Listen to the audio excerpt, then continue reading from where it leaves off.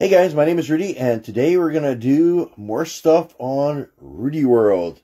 The channel helps you do stuff and things. So it's the holiday season, and luck would have it, things went wrong with the dryer.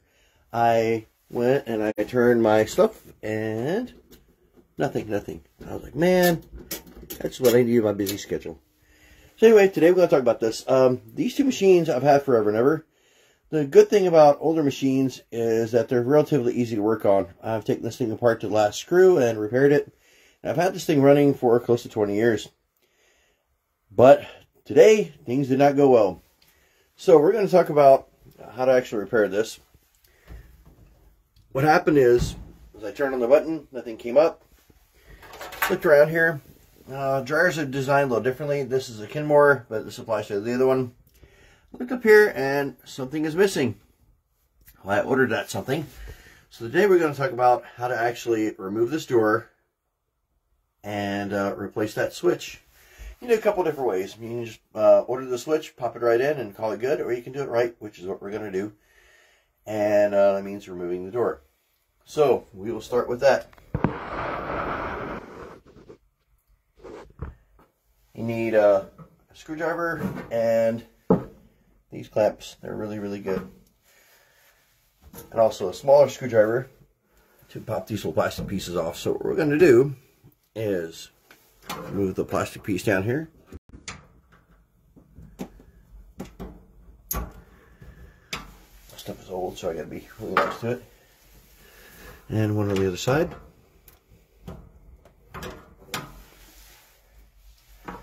Now what's really easy about these, we'll start with the one on this side here. You can't probably see it.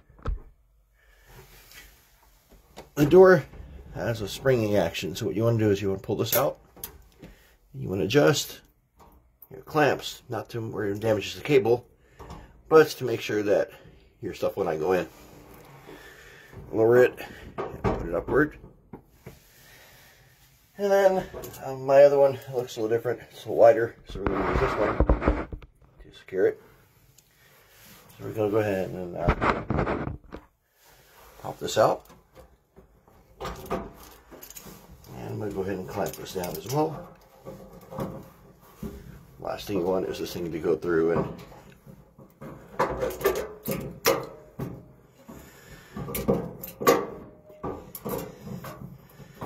that's going to be a little interesting maneuvering. So, then you want to go ahead and remove the hinges here, which would be this hinge right here, 2 screws.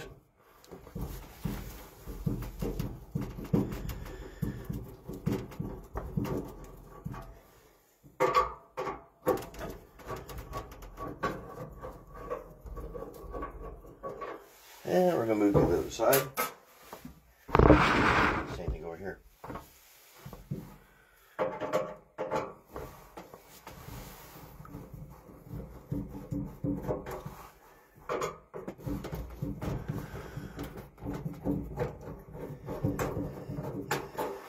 The older machines are less efficient, but they seem to last a long time.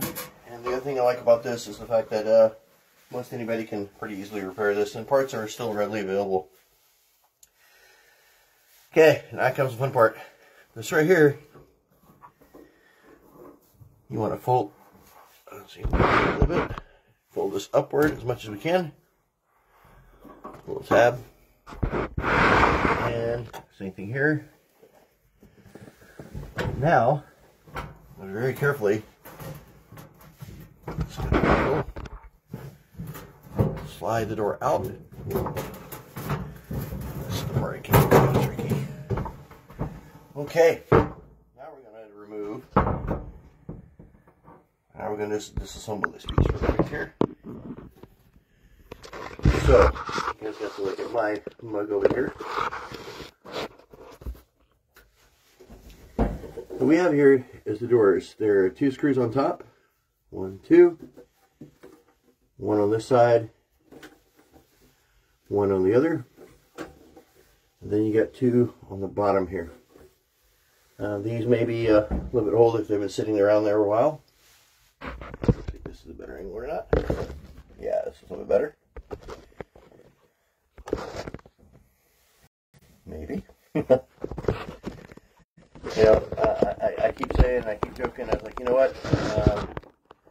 CNR or Rudy World is hiring. So we'll start with the bottom top piece here. I am a one-person show.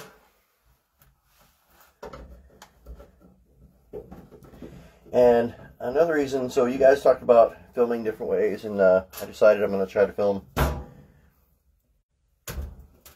I guess, landscape here. The problem is I still have to do reverse because I still want to be able to see what I'm actually doing. So I've done projects before where I worked on a project, got everything done, and I realized that I'm out of the camera view. But this channel is all about helping you do stuff and things. That's exactly what we're doing this morning. I have a couple other videos coming up.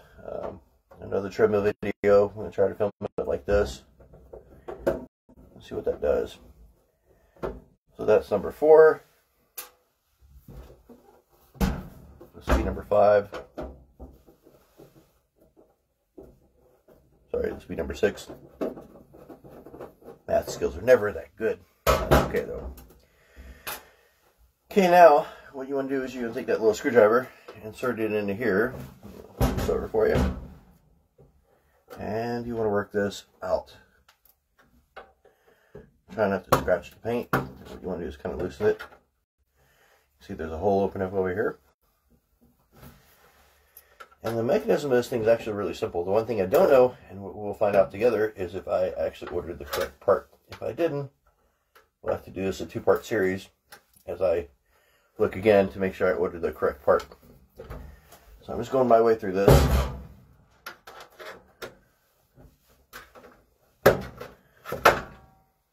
Again, you can slap this on, but I just like to do things right. So inside here is a piece of paper.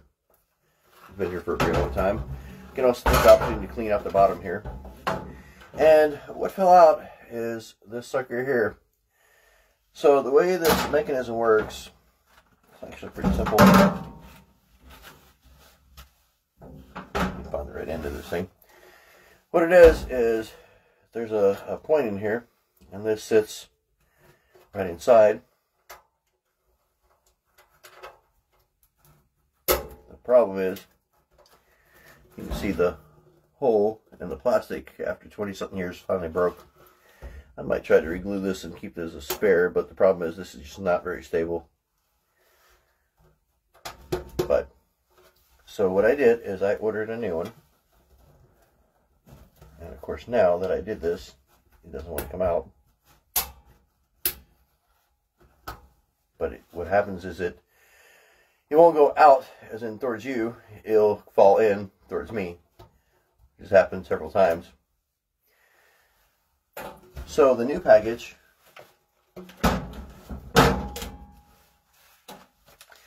this off of Amazon. I just looked at the shape of the old one. And for this one, the part number is ER279570M.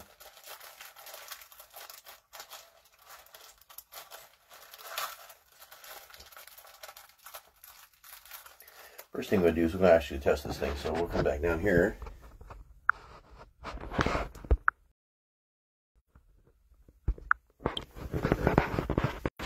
So down here is a little pin. This is what this thing meets, and by sheer magic, it locks the dryer. And it takes a little bit to get it off of there. Well, this thing apparently works. Give me 1 second to get that off there.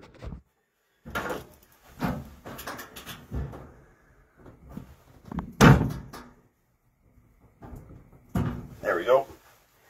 Okay, so what we're going to do is we're going to reuse the old pin up here, which is still perfectly fine. I could replace it if I wanted to, but I really don't see any reason to. So what we're going to do now is we're going to reverse order put this thing back together. But we're going to start by putting that pin back in. So we want to make sure that we match it. So if I'm looking at the spare part, here's the pin I'm not using. What we want to do is, this pin is vertical like this. We want to make sure that we install this like this. That way, everything still continues to work. Never did find the actual spot where this thing, like there's no switch on the door. It could be magnetic, I'm not sure. For some odd reason, nothing there is to keep it in there. Now, the reason I used the earlier clips, or the clamps, to hold that thing together, because if that cable got loose, and it still may before we put everything back together, if it does, we have a really hard time digging in there and getting back out. It's kind of like a lawnmower thing where it winds up and it's got a little bit of pressure to close the door. And I've been slamming this thing for years, I'll be honest with you, but that's what happens. The last slam is what did it. So I'm going to push this in, guide it in, don't force it in.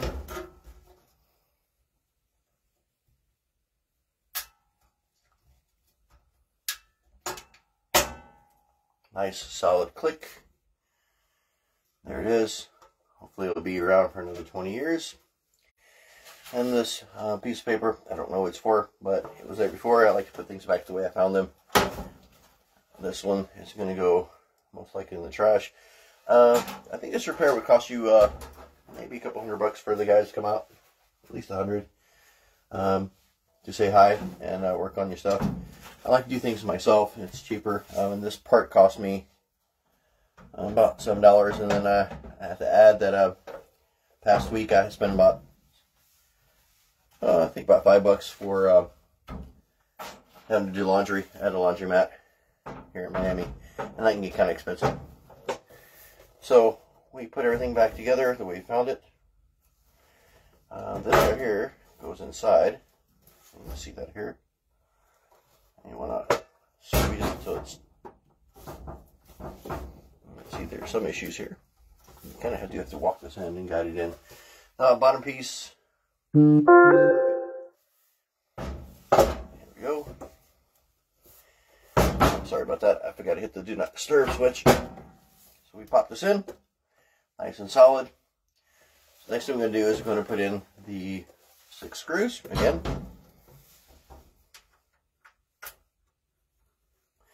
And like I said, had I not taken this apart before, I might paint it or at least clean it off.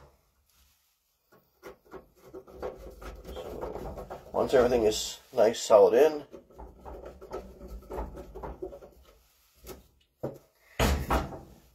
and I have to admit today I am a little tired, so I definitely look a little rough. But at least this way, I don't have to buy a new dryer. This dryer will continue to serve hopefully for a few more years. Mine are actually apartment-sized dryers, and like I said, taking everything apart, I did this back in Utah, way before my channel, and I'm pretty sure there's still some scuff marks and maybe even a little bit of paint at the apartment where I used to work on this, up in Clearfield. So anyway, we're gonna one more here. And this completes this. So now we are left with the 4 original screws. This is the fun part of installing this thing back in.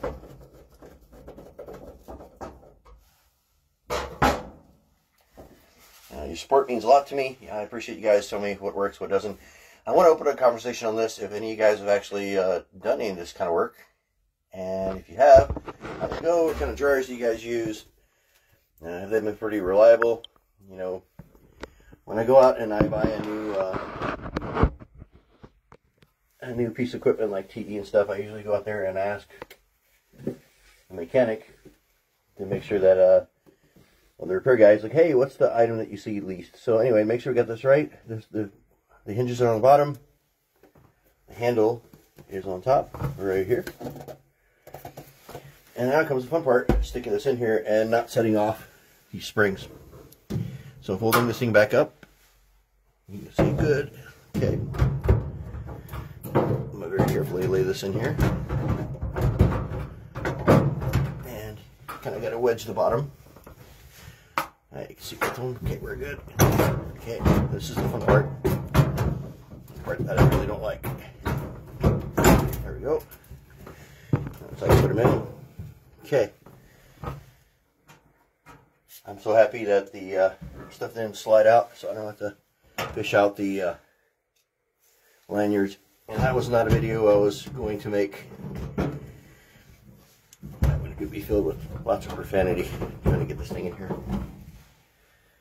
Okay, I'm gonna this going down. I'm gonna raise it up for myself here.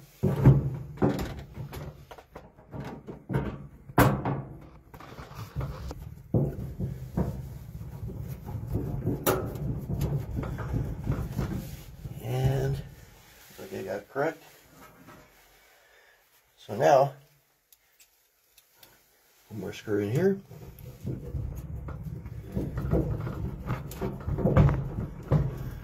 Where it comes up a little bit.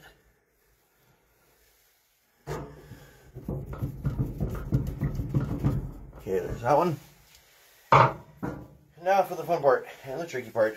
You want to go ahead and grab your lanyard by the end, release your pliers.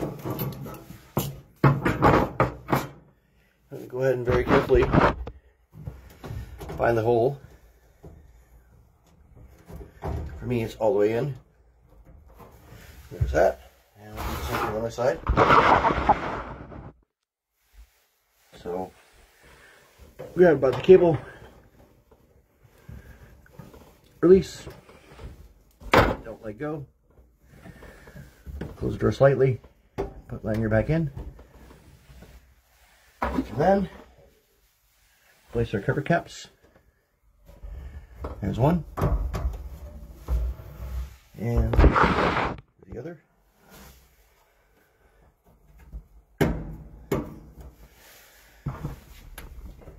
Now I'm going to make this one more time here. And this is the pin.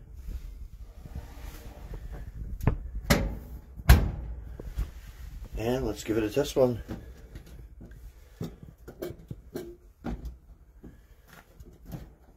And apparently there's still something wrong. Let's see if it's okay, I'll have to investigate and let you know what I missed.